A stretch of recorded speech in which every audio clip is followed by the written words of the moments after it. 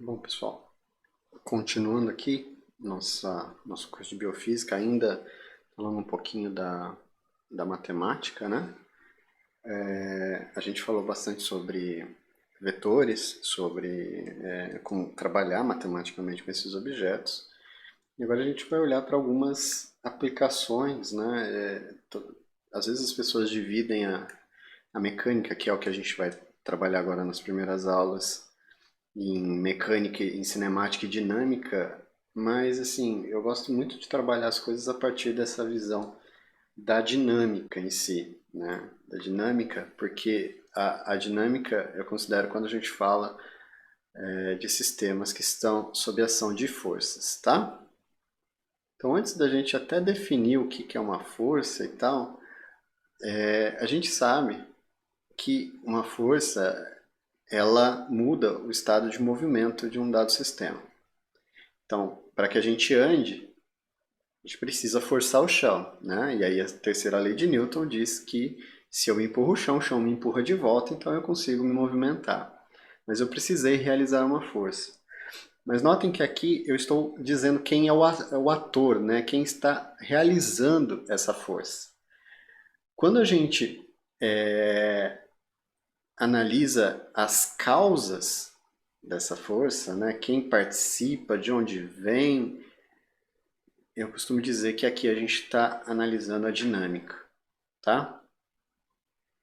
Mas a gente pode pensar no movimento sem se dar conta do que está fazendo esse cara, esse objeto, esse sistema se movimentar, em que não me importa as causas. Eu estou analisando somente o movimento em si. E aí a gente tem a chamada cinemática, certo? Então a gente vai, a cinemática ela é um caso limite, né? Um caso específico aqui da dinâmica em si, mas ela tem algumas aplicações que facilitam a gente entender, estudar alguns tipos de movimento, certo? Então por isso que a gente vai falar um pouquinho da cinemática. E aí a cinemática ela está baseada em alguns vetores, né? Então eu tenho o vetor deslocamento, em geral a gente coloca aí a letra S, né? Relacionada aí com espaço, space e tal, mas é esse cara que é o deslocamento. Ele é uma grandeza vetorial, a gente precisa definir um deslocamento em relação a um referencial. Então, por exemplo, se eu tiver um referencial aqui, eu tenho um certo indivíduo, tá? Então, eu vou primeiro localizar esse indivíduo com relação a esse referencial. Então, eu defino um raio aqui, tá? Para localizá-lo. E aí, esse cara... Opa, deixa eu só... É que ele gruda na grade aqui. Deixa eu só desenhar de novo um pontinho. E aí esse cara, ele se move numa certa direção, num certo sentido, por exemplo, para cá, tá? Sei lá por quê, porque eu achei legal. Então, esse é o vetor deslocamento. E aí eu consigo ir monitorando a posição, né, dessa partícula conforme ele vai se deslocando. Só que para se deslocar, esse cara ele precisa de uma certa velocidade, tá? Então, esse é outra grandeza bastante importante da cinemática, que é a velocidade. E aí entra uma das coisas que o Newton fez para a humanidade, que foi a descoberta do cálculo, né? O cálculo diferencial integral, porque a gente consegue correlacionar velocidade e deslocamento através do cálculo diferencial, tá? Bom, eu imagino que vocês não tenham feito uma disciplina de cálculo, para aqueles que fizeram, então aqui é só alguns conceitos, algumas ideias, mas o cálculo, né, fazendo um parênteses aqui, ó, vamos por aqui, tem outra cor. O cálculo, ele está associado em está baseado em duas principais categorias. Eu tenho a diferenciação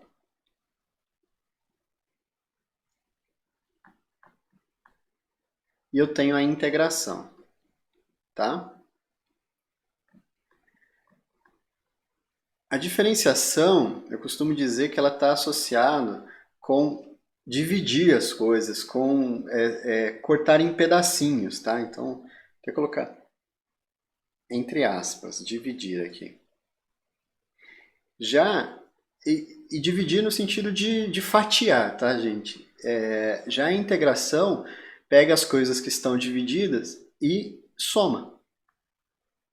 Tá? Até por isso que o sinal de integração é aquele S, né?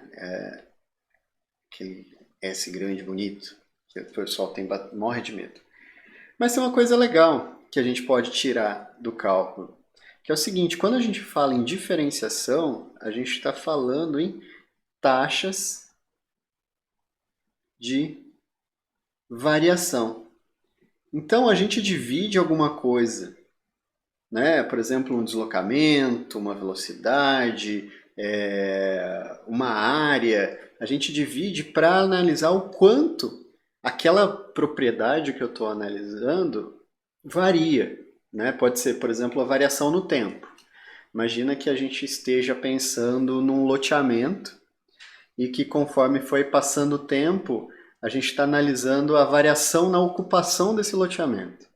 Então, ou seja, a taxa de variação. Então, a gente vai olhar parte por parte desse loteamento, que poderiam ser os terrenos dentro desse loteamento, e aí a gente vai ver como cada partezinha desse loteamento varia com o tempo, certo? Então, sempre que a gente pensar em cálculo diferencial, o que eu tenho são taxas de variação. Então, é quanto uma dada variável, por exemplo, o espaço, varia com o tempo, tá? Então, por exemplo, esse carinha aqui, né, esse pontinho, ele vai variar com o tempo. Ele sai daqui, dessa posição, e vem, por exemplo, para essa.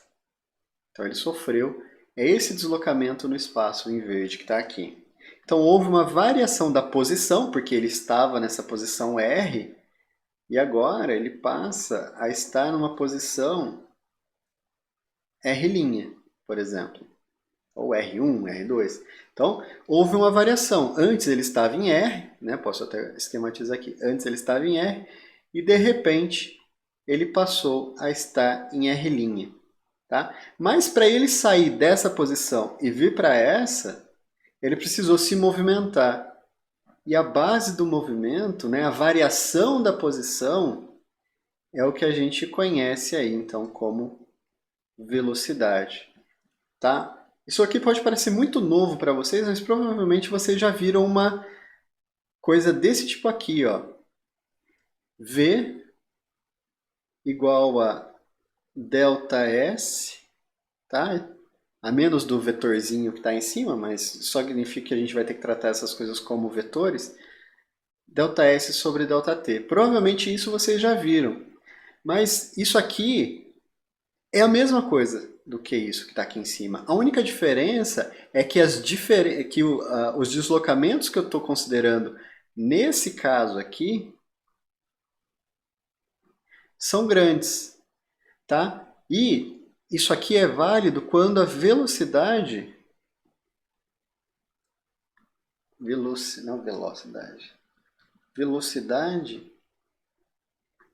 ela por si só não varia, ela é constante no tempo, tá? Então, quando a velocidade é constante, esse d aqui, ddt, passa para delta delta t, tá vendo? Esse delta. E o que significa isso? Suponha que o cidadão, né, pensando aí no movimento unidimensional, esse aqui é o chão, esse aqui é o meu cidadão, esse aqui é como eu sei desenhar as coisas, ele sai daqui da posição A e vem parar, né, copiar esse cara aqui na posição, opa, desculpa, deixa eu selecionar de novo, ele vem parar aqui na posição B. Eu não copiei a cabeça dele, coitado. Vamos inteiro, filho. Aqui. Sai da posição A e vem para a posição B. Se, por um acaso, eu colocar uma régua aqui no chão, esse meu chão meio torto, mas suponha que é uma linha reta, tá? Coloque uma régua. Fala, ó, a régua aqui começa a contar nos 0 metros, tá? A régua está marcando, então, deslocamento aí em metros. e ele vem parar aqui na posição 10 metros. Quanto que ele andou? Ah, eu sei, o que ele andou foi esse pedaço aqui. E o que é esse pedaço? Esse pedaço é justamente o ΔS, que é a posição final, chama assim S final. Tá? Então aqui, ó, só para marcar, essa posição que ele está aqui é o deslocamento final dele, S final. Notem que aqui, como eu estou tratando tudo unidimensionalmente, não estou pondo vetor. Mas isso aqui a gente pode extrapolar para o plano tridimensional sem muitos problemas, tá? E esse aqui era o S inicial. Tá vendo que eu preciso de um referencial? O referencial é justamente esse ponto de saída e essa linha, né? A direção aqui que ele andou. Então, o ΔS vai ser o S final menos o S inicial. Tá? Beleza? E quanto tempo que ele andou? Ué, depende. Eu vou ter que olhar aqui, ó, no relógio. Então, eu tenho o relógio que está aqui, e aí de repente eu tenho o outro relógio que está aqui. Tá? Então, por exemplo, esse relógio aqui estava zerado, então era um cronômetro. Então, tá, é um cronômetro. Vamos pôr o negocinho como se estivesse sendo um cronômetro. Então, ele marcou aqui S inicial, mas ele também marcou T igual a 0 segundos. Na hora que ele chega aqui, ele chega num outro T. Né? Então, para eu manter a minha anotação, deixa eu fazer diferente. Então, eu tenho aqui um T inicial. Por exemplo, estou marcando o tempo aqui, 0 segundos. Na hora que ele chegou nesse ponto, ele veio até um T final. E ele levou aqui 60 segundos para andar até aqui, por exemplo. Tá? Então, esse aqui é o deslocamento que ele teve no tempo. Tá? Então, é o chamado ΔT, que é o tempo final menos o tempo inicial. Então, note que para ele sair daqui e vir para aqui, houve uma variação no espaço enquanto o tempo estava andando. Né? Então, ou seja, o tempo não para. Né? Na mecânica newtoniana, o tempo ele é absoluto. O tempo anda independente do que a gente pense, do que a gente queira, o tempo anda. Enquanto isso, o tempo estava passando, ele também estava se movimentando. Então, para ele se movimentar, ele teve que ter uma velocidade, certo? Para ele sair daqui e vir para cá. Então, no final das contas, tudo isso aqui significa o quê? Que a velocidade foi o quanto a posição desse cara variou num certo intervalo de tempo, tá? Beleza? Nesse nosso exemplo que está aqui, a variação do S vai ser 10 menos 0, que é 10, certo? E a variação no tempo vai ser 60 menos 0, tá? Então eu tenho, cancelando aqui os zeros, então eu tenho um sexto aí. Se era 10 metros por segundo, então isso aí fica 10 metros por segundo. Então a velocidade dele foi constante. Qual que é a diferença, então, disso aqui, né, da velocidade constante, para isso aqui? A única diferença é que eu poderia olhar intervalos de tempo muito pequenininhos, de tal forma que entre dois intervalos de tempo que eu escolhesse, a velocidade ia ser constante. É a única diferença, tá? Então o cálculo diferencial ele serve para isso, para olhar coisas que são pequenas, né? Então é como se eu dividisse o caminho dele em um monte de pedacinho. E durante aqueles pedacinhos ele está andando, por exemplo, com uma velocidade constante. Então a nossa primeira definição é que, vou até tentar escrever aqui, a variação no tempo da posição, né? Então, variação no tempo é um deslocamento. Então, deslocamento no tempo, isso significa, tá? Então, a mesma coisa, deslocamento no tempo. Então, variação no tempo da posição é a mesma coisa que um deslocamento no tempo.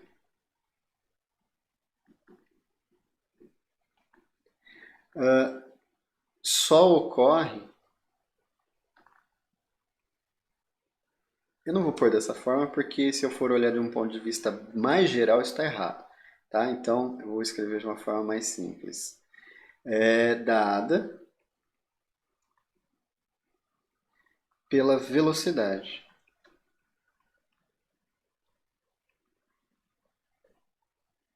Certo? Então, um objeto que tem uma certa velocidade, note a própria unidade da velocidade. Então, ele andou 1/6 metros por segundo. Então, significa que a cada segundo, ele andou 1/6 de metros. Certo? Então, a unidade nos diz bastante sobre o que as grandezas físicas significam. Então, tá. Então, eu tenho essa expressão que está em cima e a gente pode trabalhar um pouquinho com ela, que é o seguinte. Se eu tenho que velocidade igual a ΔS sobre ΔT, tá? O ΔS vai ser o S final menos o S inicial, dividido pelo T final menos o T inicial, tá? Então, o que eu quero fazer? Eu vou multiplicar, passar esse cara multiplicando, certo? Isolar aqui o S. Então, isso implica que S final menos S inicial igual a V, que multiplica T final menos T inicial. Vamos considerar que sempre que eu for medir um tempo, eu posso usar um cronômetro. Significa que eu posso zerar o meu cronômetro, certo? Isso fica mais fácil até de a gente escrever. Então, isso fica V vezes TF, né? Ou simplesmente o tempo que eu marquei.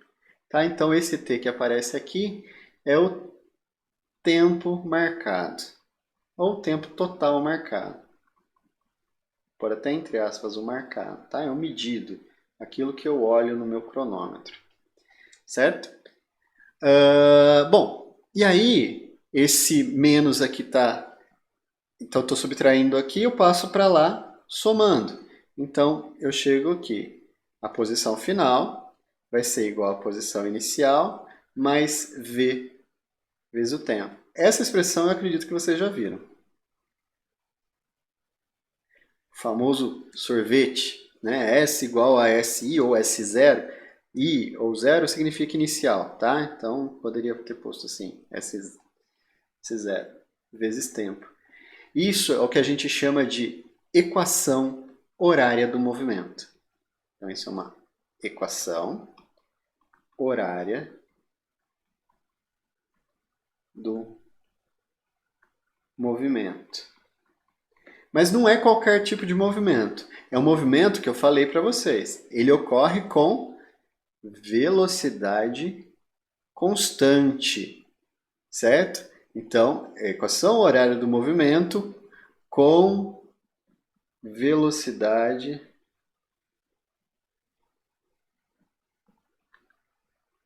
constante, certo? Esse é o nosso chamado movimento retilíneo uniforme, porque é um movimento que acontece em linha reta, porque se ele estivesse fazendo uma curva, ia ter uma aceleração. Vocês já devem ter ouvido falar na aceleração centrípeta, né? Centrífuga. Mas esse cara aqui não tem nenhum termo de aceleração, então ele é um movimento retilíneo e uniforme. Por que uniforme? Porque eu também não tenho uma aceleração que mude a velocidade. Então esse é um movimento com velocidade constante. E essa é chamada equação horária porque ela nos permite fazer algumas previsões. Por quê? Se eu sei a posição onde esse cara estava e com qual velocidade esse cara andou, eu sei onde ele vai chegar. Então, aqui eu consigo fazer algumas previsões. Então, por exemplo, suponha que ele anda num movimento em linha reta, unidimensional, e ele sai, ele está na estrada, e ele olha lá na placa e vê que a posição inicial dele na placa marca 100 km. Certo? A plaquinha lá está marcando 100 km. E aí ele mantém a velocidade dele constante durante todo o percurso por 10 km por hora. Tá? Deixa eu só melhorar esse H aqui. Quilômetros por hora. Então, onde que esse cara vai estar depois de 1 hora? Eu preciso fazer conta? Não. Porque ó, se ele anda 10 km a cada hora, depois de 1 hora, ele andou 10 km. Se ele estava no quilômetro 100, ele vai estar no quilômetro 110, certo? Eu nem precisaria fazer conta. No entanto, a gente pode usar a equação horária, que me dá as previsões. Então, a posição final dele vai ser 100. Eu vou manter as unidades aqui, para a gente trabalhar com elas, tá? 100 km mais, vou pôr entre parênteses a velocidade, 10 km por hora vezes o tempo, que é 1 hora.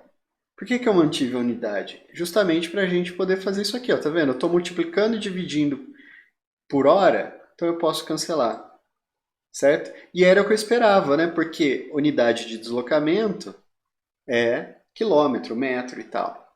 Então, no final, isso aqui vai ser como... Aqui eu posso somar as coisas, porque são coisas iguais, é distância com distância. Então, isso aqui vai ser 110 quilômetros. Tá vendo? Então, se eu sei a posição inicial, se eu sei a velocidade, eu sei onde esse cara vai estar em qualquer horário. Em qualquer horário. Certo? Então, tá aqui. Então, a equação horária me permite fazer esse tipo de previsão. Então, essa é a equação mais fundamental, né? A equação horária é a equação mais fundamental que eu tenho para descrever um movimento. E importante, notem que eu não me preocupei qual o motivo do movimento, o que faz esse cara se movimentar, nem quem é esse cara, né? Nem qual que é a massa desse cara. Não me importa nada aqui. O que me importa é simplesmente que ele está se movimentando, certo? Então, é por isso que eu disse que a cinemática ela acaba sendo uma área muito particular, né? Muito restrita da dinâmica, porque não me importa as causas, só o movimento em si.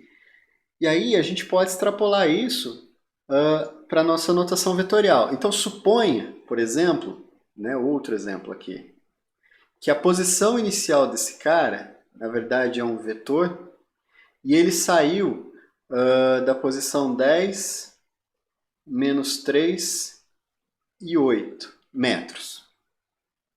Tá? Essa é a posição inicial dele. Então, vou desenhar, mas a gente não precisa. Tá? Então, 10 em x, então vamos supor que aqui seja 10. Ele tem menos 3 em y, então é aqui, ó, o menos, né, vem para cá. Então, se aqui é 10, então aqui mais ou menos é menos 3. Então, aqui é 10. Então ele primeiro andou 10, depois ele andou 10, depois ele andou menos 3, e aí depois ele andou 8 em z. Então, vamos supor que aqui seja o 8. Tá? Então, ele subiu aqui até o 8, né? Então, ele saiu da origem e veio para esse ponto que está aqui. Tá? Então, esse seria o vetor que representa a posição S0 desse cara.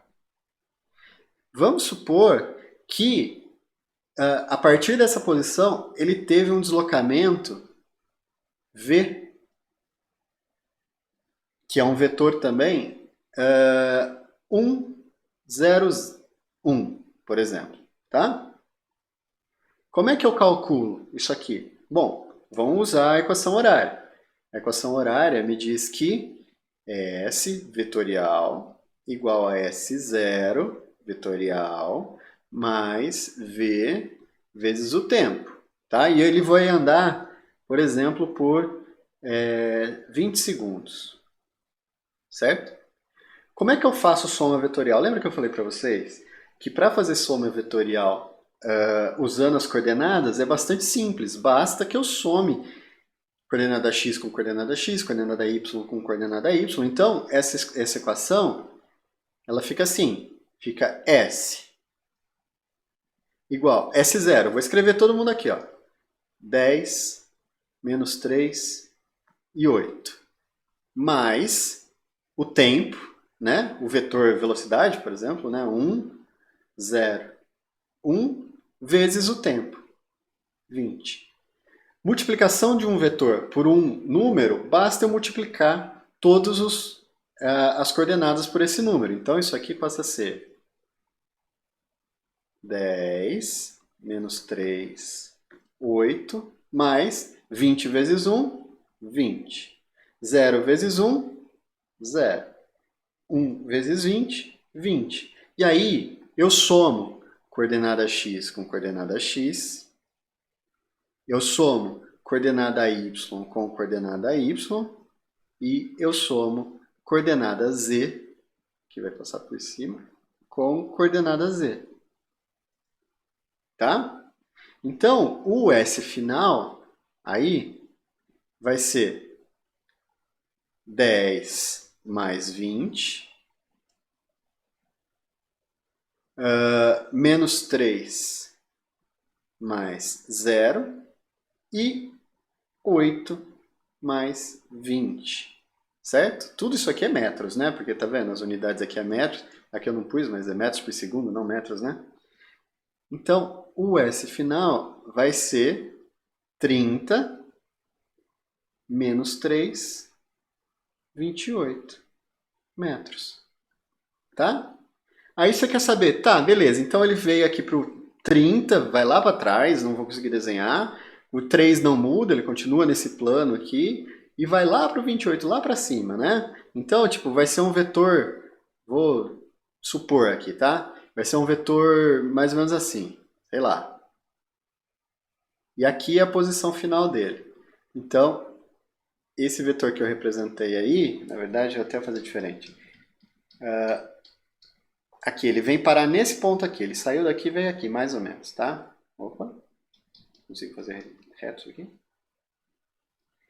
Então, esse vetor aqui, ó, é o vetor que a gente acabou de desenhar, de escrever. O S. É o vetor 30 menos 3 e 28, tá? O desenho não mostra aqui, porque lembra que eu falei que desenhar em 3 dimensões é muito complicado. Outra forma de escrever esse vetor S é 30 na direção x, menos 3 na direção y, mais 28 na direção z, eu vou pôr entre parênteses aqui, metros. Então, esse é o vetor. E aí, se eu perguntasse para você, assim, tá, e qual que é a distância desse cara após o movimento da origem? Bom, a distância é o tamanho desse vetor. O tamanho do vetor é o módulo do vetor. Então, a distância para a origem é o módulo do vetor S. E quem que é o módulo do vetor S? O módulo de qualquer vetor vai ser raiz quadrada da soma dos quadrados das componentes. Então, componente x ao quadrado mais componente y ao quadrado mais componente z ao quadrado, certo? Então, isso aqui vira a soma de 30 ao quadrado, né? Então, deixa eu só pegar minha calculadora aqui. Então, eu tenho, vamos lá, 30 ao quadrado, que é 900, mais, tudo isso está dentro da raiz quadrada, mais menos 3 ao quadrado, menos 3 vezes menos 3, menos com menos dá mais, né, gente? Então, todo número negativo elevado a uma potência par, 2, 4, 0, dá positivo. Então, dá menos 3 ao quadrado. E tem que ser, né? Porque isso aqui é uma distância, né, gente? Então, a distância a gente mede. A gente não mede distância negativa, porque o negativo está associado com uma quantidade vetorial, um sentido. Certo? Então, isso aqui dá 9 mais 28 ao quadrado. Então, isso dá 784 metros. Somando, isso aqui, então, dá raiz quadrada de 1693. Por isso que eu não gosto de números. Por mim, eu tinha parado nas letras, tá? 1693. Desculpa, 1693, não 1963. 1693 E a raiz quadrada disso é 41,14, tá? Metros. Certo? Então a distância desse cara para a origem é 41,14. Uma nota de rodapé aqui, gente. Eu estou fazendo os exercícios para vocês, né, e coloquei até no fórum lá, que a gente vai usar sempre uma casa decimal. Então, como é que eu arredondo esse cara aqui, né? Sempre que eu tiver que arredondar para essa casa, eu preciso olhar para esse númerozinho que está aqui na segunda casa decimal. Se ele for 0, 1, 2, 3 ou 4, esse cara não muda. Então, isso aqui continua sendo 41,1, tá? Então, como é 4, aqui não muda. Agora, suponha que eu tivesse um outro número, tá? E não tem nada a ver com o exercício agora. Suponha que eu tivesse um outro número que eu precisasse arredondar, por exemplo, 41,16.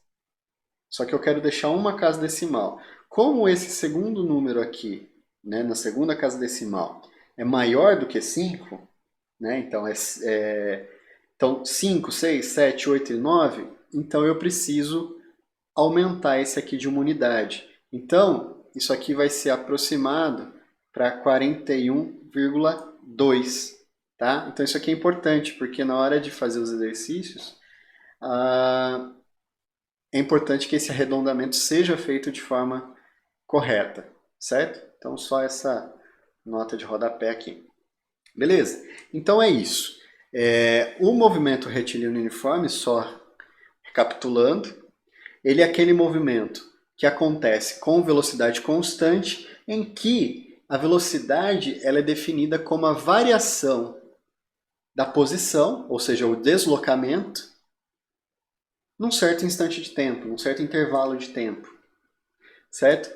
E aí, se a gente trabalhar com essa expressão, a gente facilmente chega na expressão horária do movimento retilíneo uniforme, em que, se eu sei a posição inicial e a velocidade, eu sei a posição final para qualquer tempo. Mas eu também poderia, sabendo a posição final e a posição inicial, determinar qual é a velocidade, certo? Então, ou seja, eu posso ir manipulando essa equação para determinar as variáveis que eu preciso para o meu problema, tá? Para estudar esse movimento porque eu preciso, certo? Isso aqui é feito tanto escalarmente, né? Então, por exemplo, esse exemplo aqui é em uma dimensão, em que eu não preciso me levar em consideração vetores, então eu trabalho só com módulos, mas também pode ser feito vetorialmente. Lembrando que aí a soma, ela precisa ser feita de forma vetorial, né? Eu mostrei para vocês na aula passada que é fácil a gente trabalhar através das coordenadas. Mas pode ser também que a gente precise trabalhar, vamos supor que agora eu tenho um problema que ele é assim. Outro exemplo aqui. Não queria deixar esse vídeo muito longo, mas é importante.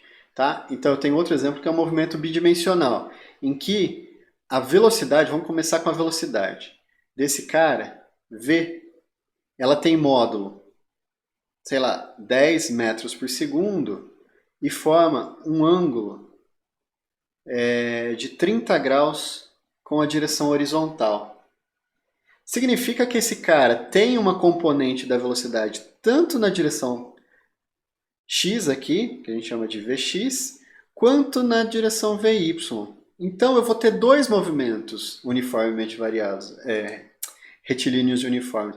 Um na direção x e um na direção y. Tá vendo? Porque ele vai continuar andando nessa linha que está aqui, ó. Se ele está andando nessa linha que está aqui, ele está andando tanto em x quanto em y. Então como é que eu trabalho com esse cara? Eu separo. Então eu vou ter um movimento em x, então eu preciso da velocidade em x. Mas aí tem aquela relação trigonométrica para calcular as projeções, né? Olha para esse triângulo retângulo que está aí, só reproduzindo ele aqui, ó, em termos dos módulos. Esse tamanho aqui de baixo é o Vx, esse tamanho que está aqui é o Vy, esse é o ângulo θ aí, 30 graus, e esse aqui é o V, tá? Então se eu olho, por exemplo, o Vx, ele é o cateto adjacente. O cateto adjacente está ligado ao cosseno do ângulo. Então o cosseno de 30 graus vai ser cateto adjacente, Vx, sobre a hipotenusa, que é o V. Eu passo esse V multiplicando e posso escrever, então, que a componente Vx vai ser V vezes o cosseno de 30 graus. Tá? Então, na direção x, sabendo que ele parte da origem, eu posso escrever que o deslocamento em x, ou simplesmente x final, igual ao x inicial, mais Vx vezes o tempo que ele leva. Tá? Então, numericamente, vamos supor que então ele parte da origem, 0, mais Vx, V cosseno de 30 graus, aí é só substituir os valores, né? 10 vezes o cosseno de 30 graus, aí raiz de 3 sobre 2, vezes o tempo que ele leva. Tá? Então, essa é a expressão para o x final. Já na direção y, o que eu tenho é que a relação trigonométrica para cateto oposto ao ângulo é o seno. Então, o seno de 30 graus igual a cateto oposto, que é o VY, dividido pela hipotenusa, que é o V. Se eu passar esse V multiplicando aqui, isso implica que o VY igual a V vezes o seno de 30 graus. Tá? Então, o deslocamento em Y vai ser o Y final, vai ser o Y inicial, mais a velocidade que ele tem em Y, vezes o tempo que ele leva. Então, substituindo, o que a gente tem é, considerando que ele saiu da origem aqui, o y final igual ao y0, que é 0, mais v seno de 30 graus vezes o tempo. Então, essa é a equação horária do movimento. Se eu quiser determinar o deslocamento desse cara, eu já tenho onde ele vai estar em qualquer instante de tempo. Lembrando que o raio vetor que define a posição desse cara vai ser a coordenada dele na direção x, né? Então vamos chamar assim, o quanto ele se desloca na direção x, então sx na direção x, mais o quanto ele se desloca na direção y, tá? Que é a mesma coisa que escrever na notação aqui de par ordenado, Sx e Sy. Mas o quanto ele se desloca na direção x? Isso aqui, que está aqui.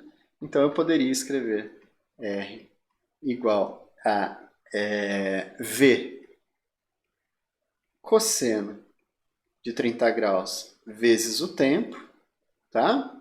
Na direção x, vírgula, V seno de 30 graus vezes o tempo na direção y, metros. Então, olha aqui, para qualquer tempo que eu colocar aqui, eu sei onde esse cara vai parar.